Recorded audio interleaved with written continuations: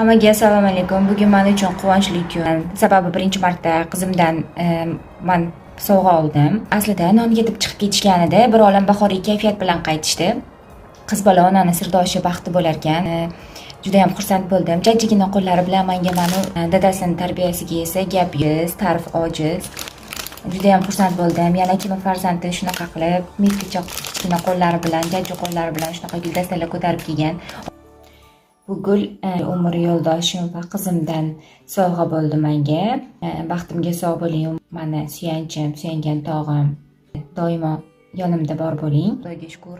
Mana endi tushunib borayotgani uchun bu juda ham katta mukofot ekan ona uchun. Dunyodagi eng qimmatli sovg'a menga shu bo'ldi. Jajji gulimdan guldasta oldim desam ham bo'ladi. 8-marta menga bugundan boshlandi. Bugundan juda ham kayfiyatim zo'r, a'lo darajada. Bayramini yaxshi kutib olishlaringni, yana farzandlaringni ham sizlarga shunaqa jajji qizaloqlaring yana olib kelib sizlar xursand qilishini onajonlarini tilab qolaman.